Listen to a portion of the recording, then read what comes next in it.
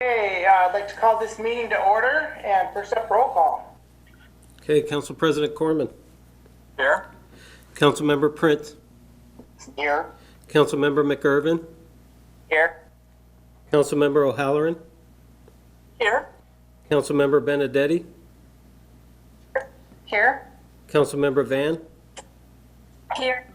Councilmember Perez. Here. Roll call, Mr. Mayor, all present. Okay, thank you, Jason. Okay, next up, we have a proclamation. As we all know, this is National Black History Month, and we have a proclamation. Proclamation, National Black History Month. Whereas the beginning of Black History Month was first called Negro History Week as conceived and announced by historian Carter G. Woodson and celebrated during February 1926. And whereas in 1976, 50 years after the first celebration, the nation had come to recognize the importance of Black history in the American story, and the week was expanded to a month. And whereas confident that their struggles matter in human history, Black scholars, artists, athletes, and leaders have used their talents to change how the world views African Americans. And whereas African Americans, as well as other people of African descent, have been influential in shaping world politics and diplomacy. And whereas African Americans are establishing and maintaining successful enterprises in Renton, and whereas the Association for the Study of African American Life and History, ASALH, has selected the Black Family Representation, Identity, and Diversity in 2021 as their 95th annual National Black History Month theme. And whereas the City of Renton, in partnership and communication with residents, businesses, faith communities, and schools, is dedicated to building an inclusive, informed city with equitable outcomes for all in support of social, economic, and racial justice. And whereas the City of Renton has videotaped and archived the virtual tour of Renton's African American historical sites, and whereas Renton African American pastors and the City of Renton are honoring Black History Month with Celebrating Black Excellence, a special virtual event with speakers, drama performance, and a panel dialogue on February 25th at 6 p.m. at Sky Center.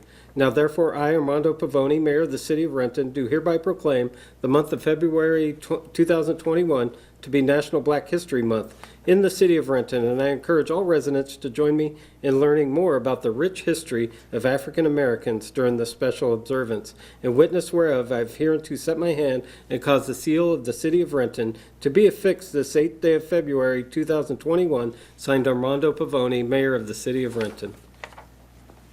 Thank you. Mr. Mayor. Yes, Council President Corman. I move the council concur in the proclamation. Second.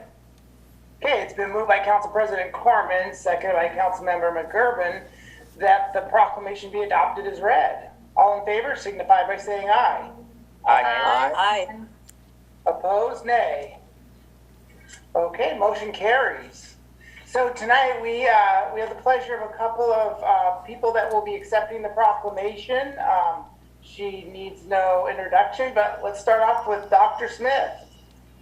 Okay, well, Mr. Mayor and President, Council, and Council Member, thank you for once again just honoring and celebrating Black history.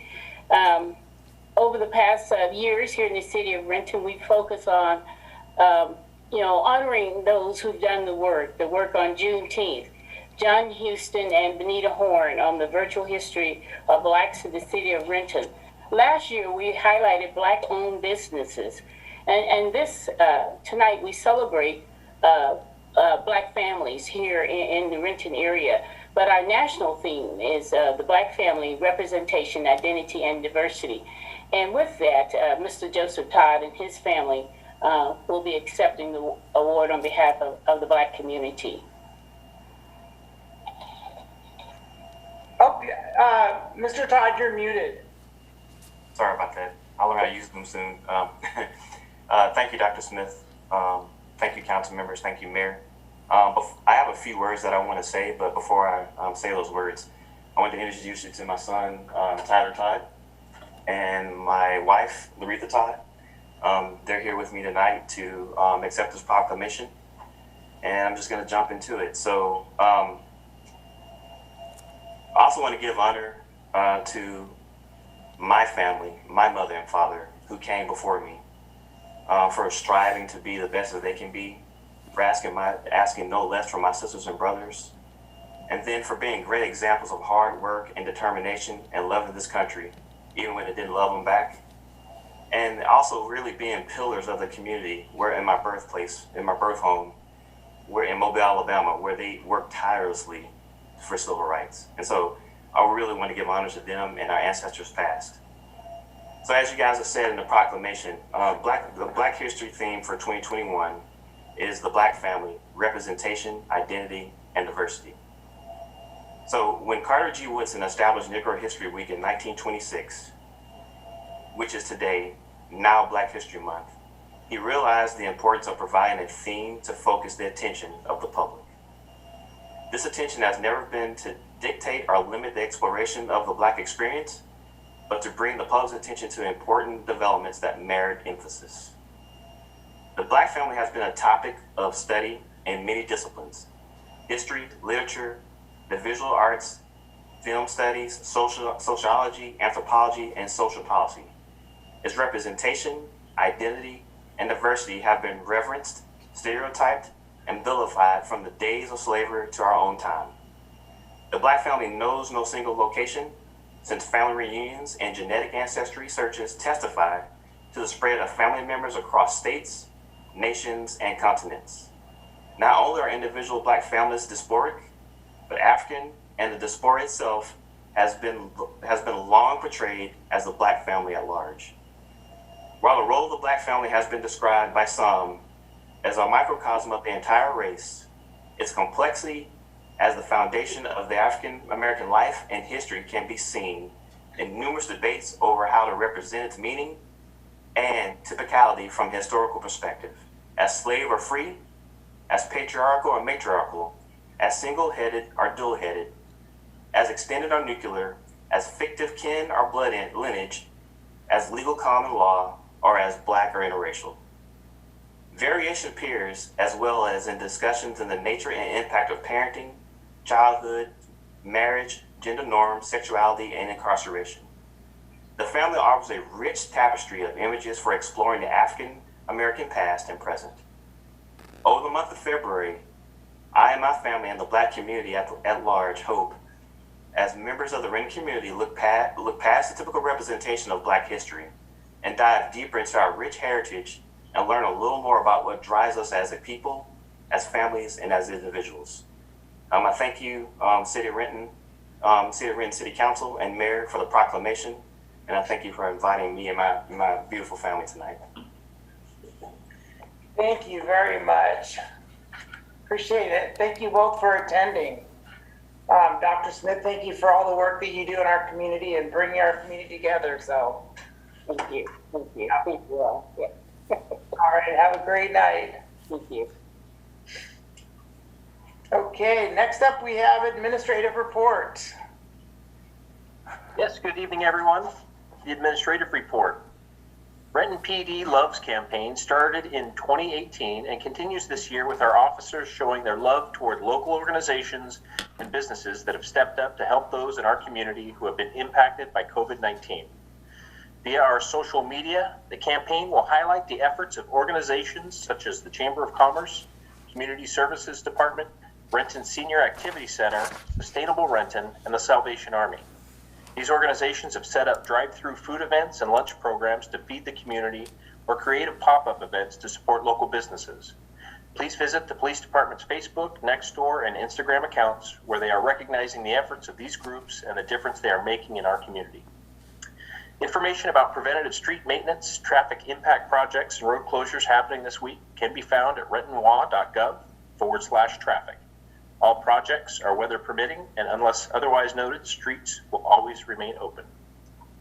That is the administrative report, sir. Okay, thank you. So next we'll open up the remote audience comment period. Each speaker will be given 5 minutes to speak. You'll be called upon by a city staff member. The staff member will call the speaker's name and unmute the appropriate microphone, which will send an automatic prompt to the speaker of "You have been unmuted." This is the speaker's cue that it's their turn to speak.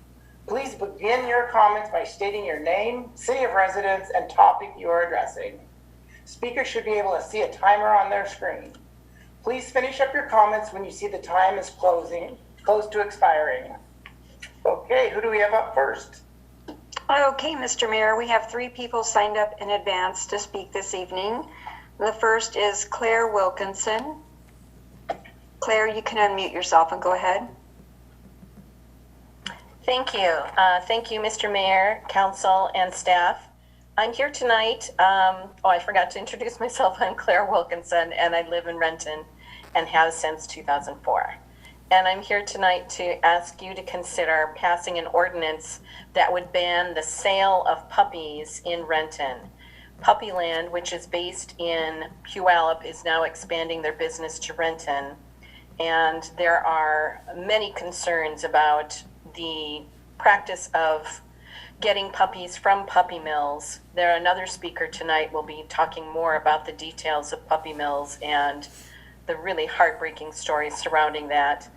In the reviews that I've read for Puppyland, it ranges from 2.5 to 3.5 out of a 5-point scale. I'd like to read from, just briefly, a few comments from a review that was just published 2 weeks ago about a family that had gone to Puppyland. First of all, they don't give you any pricing information over the phone. They insist that you come into the store. The lowest price that I heard of was $4,600 for a puppy. So I'm concerned about price gouging, especially when there are so many animals in area shelters that can be adopted for a mere fraction of that. They also add a lot of money for basic vaccines, microchipping, that sort of thing. So a puppy that originally started at $7,600 ended up being $8,600 when they added in the puppy package. There's also a 60-day or 6 months same as cash, and I'm really unclear about the details on that. It seems like there could be some predatory financing there that I'm concerned about. I'm especially concerned about the health of the puppies. The sheer amount of puppies that are available there would lead you to conclude that there's a possibility that it's puppy mills they're buying from. They also have mixed litters, so you don't know anything about the parentage of the puppies in general. They don't have very much information. This particular family bought a puppy there, and immediately the dog had bloody diarrhea. They took the puppy to a vet and found out that the dog had Giardia, which is an intestinal parasite. Most shelters, would have already tested for things and treated for things like worms. So I'm really concerned not only about the price gouging, the questionable financing, and the health of the puppies, but I'm just concerned too about Renton being a community that cares for 2-footed and 4-footed members of our neighborhoods. Thank you.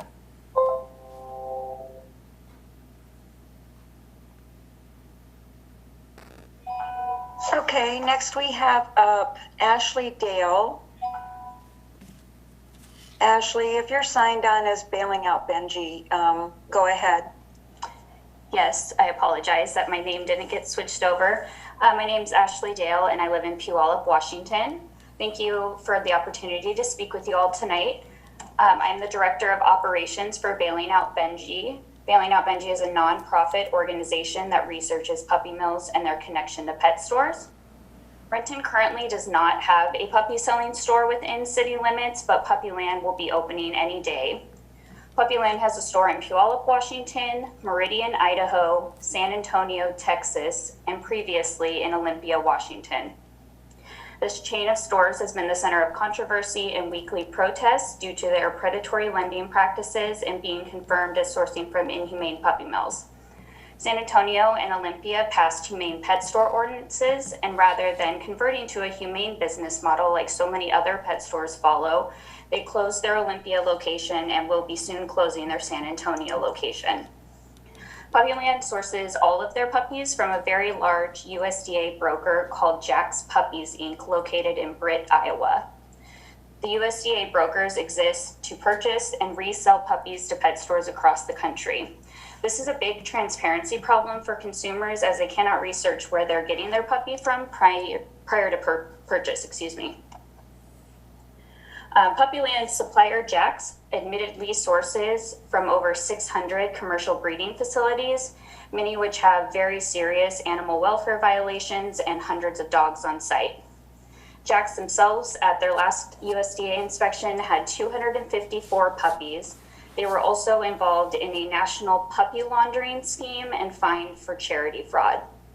To date, Puppyland has imported 2,267 puppies to Washington from this large broker in Iowa. Not only is Puppyland knowingly supporting the puppy mill industry and keeping consumers in the dark about where their puppies come from, they push high-interest pet loans on consumers. Puppyland's puppies cost anywhere from $1,200 all the way up to $8,000. Instead of offering for customers to pay for their puppy up front, they advertise 90 days, same as cash financing, or $100 a month puppy payments. But what they don't disclose is that these loans have interest rates that can reach as high as 200%. This is a predatory practice and puts families at risk at not being able to financially care for their new puppy. Your constituents soon will be at risk of purchasing a potentially sick puppy due to the environment that they're coming from, or getting locked into a high-interest pet loan. So far, 8 cities and 1 county in the state of Washington have already passed humane pet store ordinances in order to protect their constituents from these corrupt pet stores. I hope that the city of Renton will do the same, and I'm happy to answer any questions you may have or work together to help Renton become the next city to go humane. Thank you all so much for your time. Okay, thank you, Ashley. Next is Amy Jesse. Go ahead, Amy. Good evening, council members, and thank you for having me. My name is Amy Jesse, and I am the Puppy Mills Policy Director for the Humane Society of the United States. I'm based in Denver, Colorado, and I'm here to provide a bit of a national perspective on this issue and to urge you to introduce and enact a humane pet store ordinance that prohibits the sale of dogs and cats in pet stores. Me and my team have been part of nearly all of the 377 local ordinances across the nation that prohibit pet stores from selling puppies, as well as the 3 laws that have enacted this policy statewide. We tackle the puppy mill problem from all angles and focus a good amount of attention on pet stores because they remain an important sales outlet for inhumane, large-scale commercial breeders. It is well documented that the vast majority of pet store puppies come from puppy mills, mainly concentrated in the Midwest. Pet stores simply cannot fill their cages with 8-week-old puppies of the most desirable breeds and mixes of the day from any other source.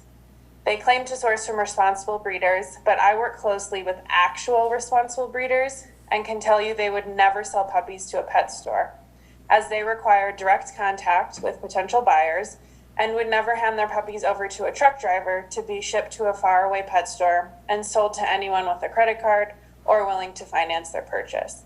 Also, responsible breeders almost always are members of local and national breed clubs, and those clubs often forbid members from selling to pet stores. Pet stores like to say they don't source from puppy mills because they only source from USDA licensed breeders. But in reality, a USDA license is little more than federally sanctioned cruelty.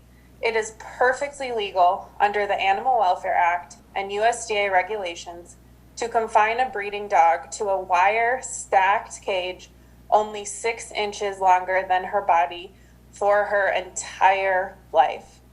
And if that's not bad enough, these shockingly low, mere survival standards are barely even enforced anymore.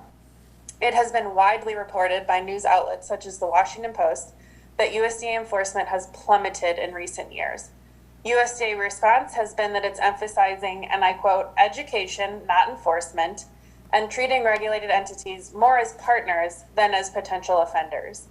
Sadly, whistleblowers from within the USDA have reported that an untold number of animals have suffered due to these lax USDA enforcement policies. Beyond the cruelty, my team and I focus on pet stores because we receive a constant stream of complaints from pet store consumers who have been sold sick puppies and ended up spending thousands of dollars in veterinary care, and who were told their puppy's breeder was responsible, humane, highly regulated, or any other number of claims that sound good but turn out to be far from the truth.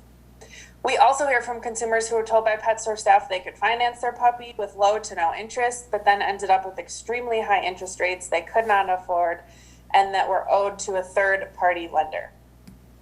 These complaints make clear that puppy selling pet stores pose significant consumer protection issues as well.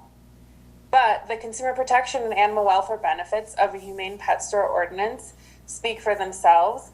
You might be surprised to learn that there are also business benefits.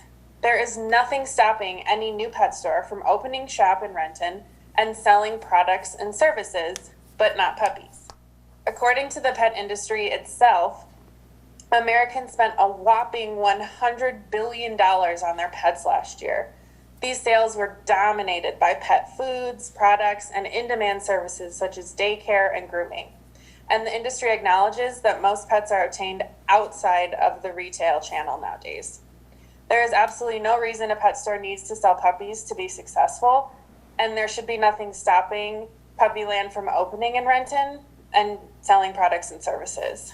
I could talk about all this for hours, as you can probably tell, and I have an abundance of additional information I can share, but I'll leave it at that for now. Please don't hesitate to reach out to me with any questions or concerns or to ask any questions tonight. Thank you. Okay, thank you, Jesse, or Amy. Is there anyone else in the audience who would like to address council? If so, please use your computer to raise your hand. If you're on the phone and you'd like to raise your hand, you can press *9.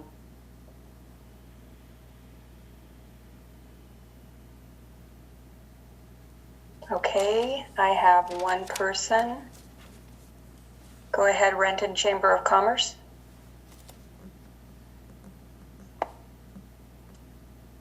Good afternoon, this is Diane. Good evening, this is Diane Dobson. Can you hear me okay? Yes. Okay, perfect. So, good evening, Mr. Mayor and Council. I thank you for the opportunity to speak tonight. I'm Diane Dobson, the CEO for the Renton Chamber of Commerce. Wanted to bring to your attention and extend the invitation, the personal invitation, on February 18th from 4 p.m. to 5:30 p.m. The Chamber of Commerce and our commitment to continuing conversations and moving the needle in DEI work is leveraging the resources we have available to us to bring in opportunities for community members and businesses, especially small businesses and nonprofits, to bring in those resources and opportunities they may not be able to afford on their own or realize the importance of addressing. Throughout 2021, we will be working with a handful of equity consultants to bring forward monthly trainings, conversations, and workshops, including the opportunity to work with the city's own Benita Horn and Priti Sridhar, as well as Zenobia Harris, Kirsten Thornton, and Sean Greenlee, all equity consultants in our area. Some of the upcoming conversations will include how does diversity and inclusion work impact small businesses and organizations? What is the importance of the DEI conversations and trainings? How this will improve opportunities and return on investment for your business. For example, better serving the increasing diversity of patrons, front counter staff customer interactions, staff communication with cultural differences, customers feeling they're treated with respect, perception of reality, impact of implicit bias, how it can show up in businesses, addressing needs of customers with disabilities, processes and procedures. We'll be discussing how to conduct an organizational assessment, including baselines of where businesses or organizations are at, providing a 1 or 2 page assessment, providing a resource book and branding. We will be discussing having those courageous conversations and how to have challenging conversations with people who may not share the same idea and understanding in addressing cultural barriers. We will be talking about implicit bias training and best practices to improve implicit bias or work on implicit bias. I just wanted to bring this to the council's attention. We have very much appreciated the opportunity to work with the city representatives and share the support of the city in this process, as we know this is important to the city of Renton, and extend, especially this month, and at the along with that proclamation that you've issued tonight, stress the importance of all of our community becoming participating in these conversations and joining in together, and make sure that you receive that invitation from the chamber. Okay, thank you, Diane. Is there anyone else who would like to address council? Please raise your hand. I see no one else, Mr. Mayor.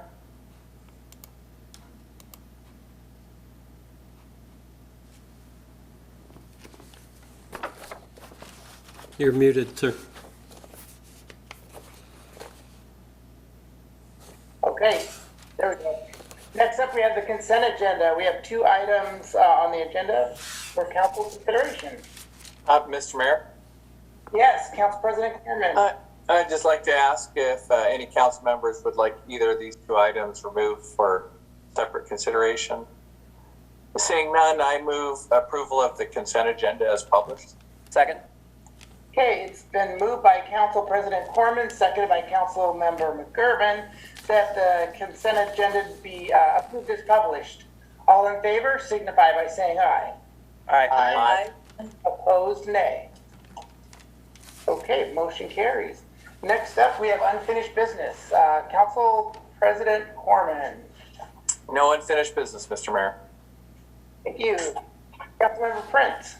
No unfinished business, Mr. Mayor. Councilmember McGurven.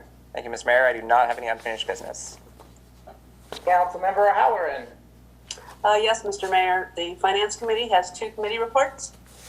Okay, Finance Committee report, approval of claims and payroll vouchers dated February 8, 2021. Finance Committee approves the following payments. Accounts payable, total payment of $5,707,549.81 for a number of vouchers, payroll benefit withholding vouchers, and 1 wire transfer. And 2, payroll, total payment of $1,405,718.94 for payroll vouchers, including 557 direct deposits and 4 checks. This is the January 1st through January 15th pay period. Mr. Mayor, Yes, Councilmember O'Halloran. I recommend that the council concur with the Finance Committee requests. I move. Should I say it all over again? Yeah, let's take another shot at it. Okay. I move the council concur with the Finance Committee report. Second. Okay, it's been moved by Councilmember O'Halloran, seconded by Council President Corman, that the council concur with the Finance Committee report. All in favor signify by saying aye. Aye. Opposed, nay. Okay, motion carries. Okay, the final Finance Committee report is regarding authorization to convert the solid waste maintenance worker classification to the maintenance services worker 1 classification. The Finance Committee recommends concurrence in the staff recommendation to authorize the change in the 2021-22 adopted budget to reflect a reduction of 2.0 FTE, which is full-time equivalent solid waste maintenance workers, and the addition of 2.0 FTE maintenance service workers, or maintenance services worker 1 street solid waste. Mr. Mayor, Councilmember O'Halloran. I move the council concur with the Finance Committee report. Second. It's been moved by Councilmember O'Halloran, seconded by Councilmember Prince, that the council concur with the Finance Committee report. All in favor signify by saying aye. Aye. Opposed, nay. Okay, motion carries. Thank you. Councilmember Benedetti. No unfinished business, Mr. Mayor. Thank you. Councilmember Van. No unfinished business, Mr. Mayor. Okay, and Councilmember Perez. Thank you. No unfinished business, Mr. Mayor. Perfect. Okay, legislation. We have 1 ordinance. for second and final reading. Okay, this ordinance is regarding the Extenet franchise. An ordinance of the City of Renton, Washington, granting Extenet Systems Incorporated, a Delaware corporation authorized to do business within the state of Washington, its affiliates, successors, and assigns the right, privilege, and authority to install communications facilities, specifically fiber optic cable and related appurtenances, under, along, over, below, through, and across the streets, avenues, and alleys of the City of Renton within the public right-of-way of Renton. Mr. Mayor, Yes, Council President Corman. I move adoption of the ordinance as read. Second. Okay, it's been moved by Council President Corman, seconded by Councilmember Benedetti, that the ordinance be adopted as read. It requires a roll call. Council President Corman. Aye. Councilmember Prince. Aye. Councilmember McIrvin. Aye. Councilmember O'Halloran. Aye. Councilmember Benedetti. Aye. Councilmember Van. Aye. Councilmember Perez. Aye. Roll call, Mr. Mayor, all ayes. Okay, thank you. Next up, we have new business. Council President Corman. Yes, Mr. Mayor, thank you. So first, I need to announce a reminder that there's no meetings next Monday, February 15th, because of President's Day. And then our next council meeting will be on February 22nd, and that meeting will be at 7 p.m. via video conference. And the hour prior at 6 o'clock p.m. on February 22nd, there will be a committee of the whole meeting, and that's also video conference. And we have one item on that agenda, and it's HB 1590 update and plan. And that's the 0.1% sales tax revenue and how that's used for housing in Renton. And that is all, Mr. Mayor. Okay, thank you. Councilmember Prince. Yes, Mr. Mayor, on Monday, February 22nd, at 5 p.m. by video conference, the Planning Development Committee will meet. We have 3 items on the agenda, docket 15, 2021 long-range work plan, and emerging issues in CED. That's all, Mr. Mayor. Thank you. Councilmember McIrvin. Thank you, Mr. Mayor. I do not have any new business to announce. Okay, thank you. Councilmember O'Halloran. Yes, Mr. Mayor, on Monday, February the 22nd at 4:15 p.m. via video conference, the Finance Committee will be meeting, and we have 3 items on the agenda. Request to hire a water utility civil engineer 3 at pay grade A29, step E, vouchers, and emerging issues in finance. And that's all, Mr. Mayor. Thank you. Councilmember Benedetti. Yes, Mr. Mayor. At 3:30 p.m. on Monday, February 22nd, the Utilities Committee will be meeting via video conference. We have one issue, which is emerging issues in utilities, which includes the 16th Street and Jefferson stormwater and the water system project. Perfect, thank you. Councilmember Van. Thank you, Mr. Mayor. I don't have any new business. And Councilmember Perez. Thank you, Mr. Mayor. No new business. Okay. What is the wish of the council? Move we adjourn. Second. Okay, it's been moved by Councilmember Prince, seconded by Councilmember Corman, that we adjourn. All in favor, signify by saying aye. Aye. Opposed, nay. Okay, good night, everybody. We're adjourned. Good night. Thank Bye. you. Good night.